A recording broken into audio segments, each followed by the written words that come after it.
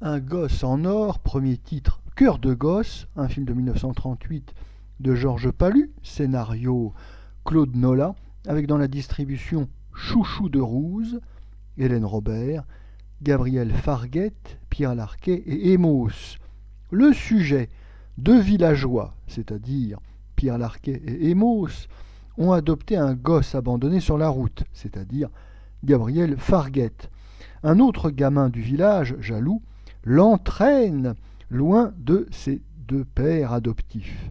Il est recueilli par un cirque ambulant où sa gentillesse lui attire l'affection de tous et surtout celle des animaux.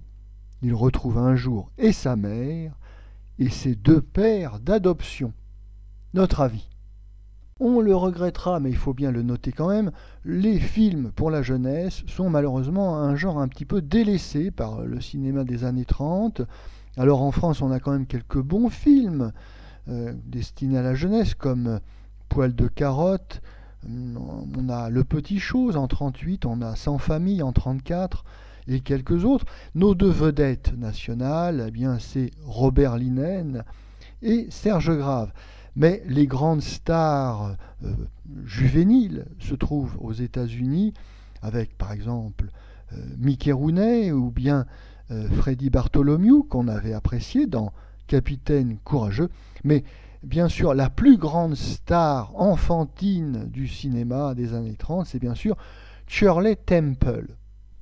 Et on pourrait dire d'une manière un peu malicieuse que Shirley Temple n'est pas tout à fait absente de ce film français de 1938, Un gosse en or. En effet, la petite vedette française, Chouchou de Rouze, joue sur sa ressemblance avec la petite actrice américaine. Alors certes, celle-ci est millionnaire et célèbre dans le monde entier, ce qui n'est pas le cas de Chouchou de Rouze.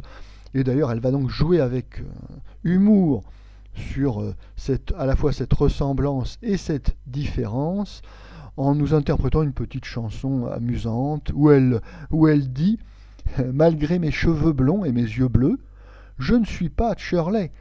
Je m'appelle Chouchou, je n'ai pas tous ces sous. » Oui, ce petit film s'essaye à l'humour, où nos deux petites vedettes, Chouchou de Rouze et Gabriel Farguette, sont encadrées par deux acteurs de second plan du cinéma français très populaire, Pierre Larquet d'une part et Emos. Alors, si Pierre Larquet est toujours à la hauteur de la situation, ça n'est pas vraiment le cas de Emos, qui ne joue que toujours dans le même registre et qui n'est appréciable en réalité que dans les rôles de Titi parisien.